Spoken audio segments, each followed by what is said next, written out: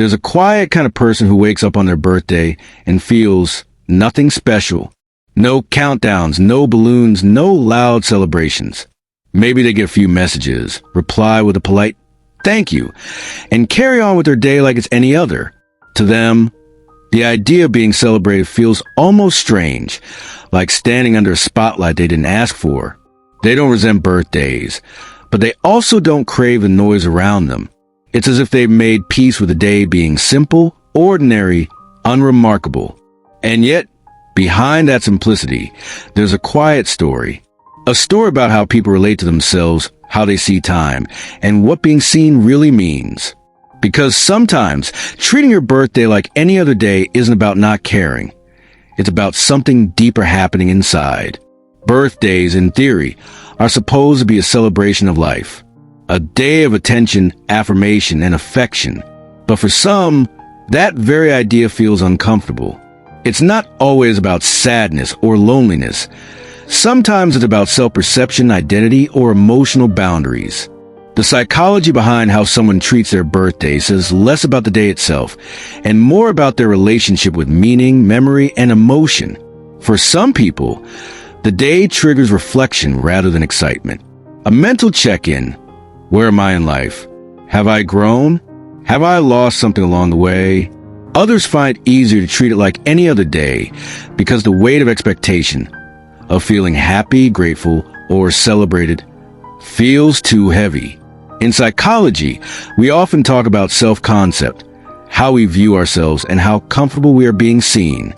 A birthday, at its core, makes that internal self suddenly external. It turns who you are into a public event. And not everyone enjoys that exposure. So when someone shrugs off their birthday, it's not always a rejection of joy. It might be a quiet attempt to stay grounded, balanced, and emotionally safe. One possible reason some people treat their birthday like any other day lies in something psychologists call emotional regulation, the way we manage how we feel and what we express.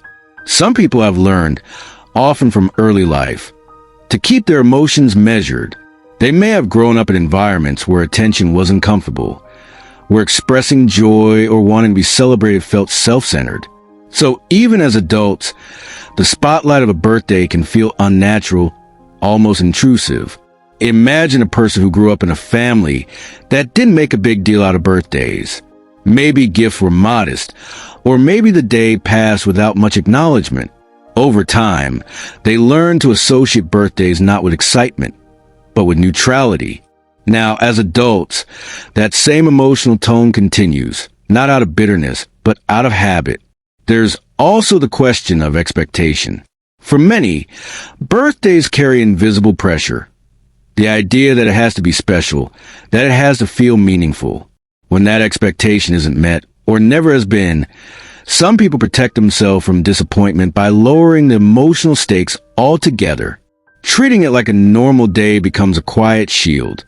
Psychologists call this emotional avoidance, the act of minimizing potential highs or lows to stay emotionally stable. It's not apathy, it's emotional management. Then there are people who feel uncomfortable being the center of attention. These individuals often score high in introversion or self-effacing personality traits. For them, a birthday is like a stage they didn't audition for. The attention can feel performative, forced smiles, polite small talk, and an invisible pressure to appear happy.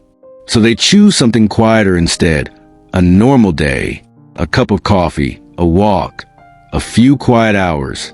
In that space, they feel most themselves. No expectations, no eyes watching. To them, that's more meaningful than a party could ever be. But there's another layer too, existential reflection. For some, a birthday isn't just a date. It's a reminder time of how quickly it moves, of where they thought they'd be by now. It stirs up introspection rather than celebration. And in that sense, acting normal isn't avoidance, it's contemplation. You might see this in people who have gone through significant life changes, loss, burnout, or emotional growth. They may feel detached from the need for ritual. To them, meaning doesn't come from a cake or candles. It comes from quiet reflection, gratitude, or simply surviving another year with grace. One person might say, I just don't feel the need to celebrate. But underneath that, what they're really saying is, I celebrate differently now. And perhaps that's what we often misunderstand. Not everyone who treats their birthday like a normal day is emotionally distant. Some have simply outgrown the need for external validation. They've learned to celebrate inwardly, in stillness, in gratitude, in self-awareness. So when someone downplays their birthday, it's rarely a lack of joy. It's a different language of joy, a quieter, more personal one. Maybe they no longer need external reminders to feel special. Maybe they've learned to see every day as a small birthday, a quiet acknowledgement of existence, without the noise. Or maybe, deep down, they're still learning how to let themselves be celebrated again at their own pace. There's something fascinating about how people respond to being celebrated. For some, attention feels like warmth. For others, it feels like exposure. Psychologists often describe this as the difference between secure visibility and vulnerable visibility. In secure visibility, being seen feels safe. It affirms who you are. In vulnerable visibility, it feels like standing under a light that reveals too much. When someone treats their birthday like a normal day, they might not be rejecting affection.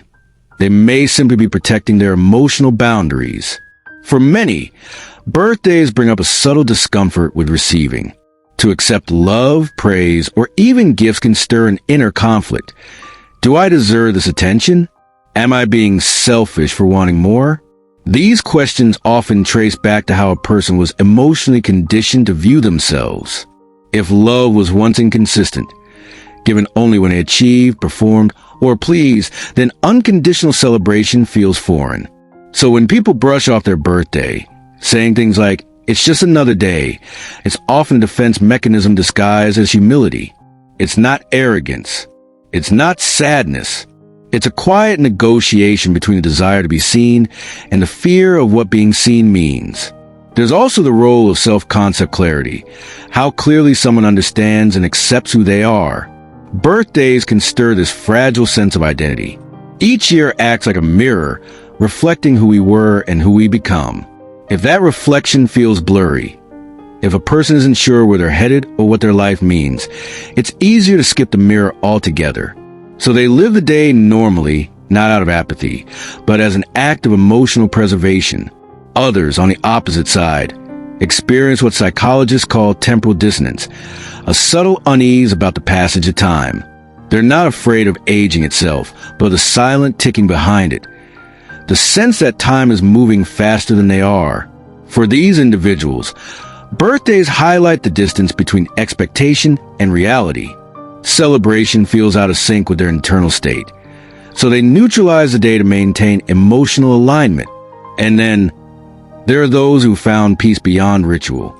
People who've grown so self-contained, so inwardly whole, that they no longer depend on external events to feel affirmed. They transcended the symbolic importance of the day.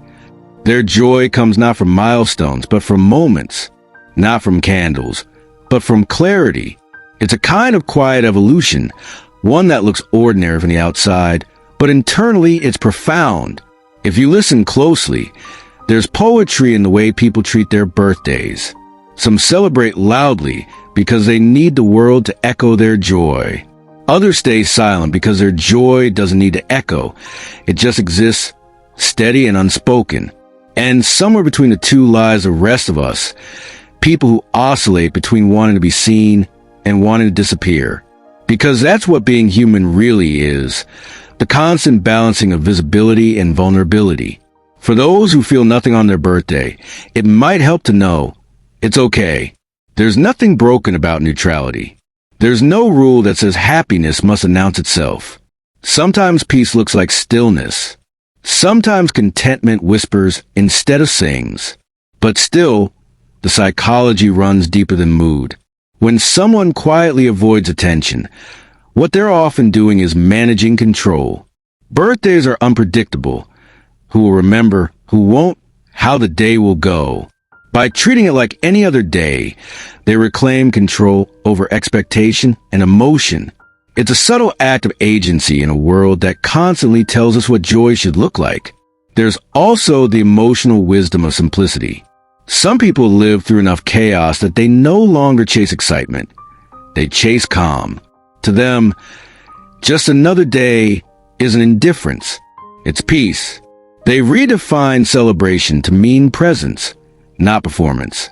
And yet, under that peace, there's often a quiet ache, a longing to be understood without having to explain, to be remembered without asking, to be celebrated in silence. It's the paradox of self-protection. The walls we build to keep pain out also keep tenderness from coming in. So when someone treats their birthday like a normal day, maybe they're not denying life's meaning. They're protecting its quietest parts. In the end, how we treat our birthday is less about the candles and more about our emotional relationship with ourselves. Some celebrate to affirm life. Some stay quiet to protect it. And both are valid. What matters isn't whether you throw a party or let the day pass quietly. What matters is whether you understand why you choose what you do.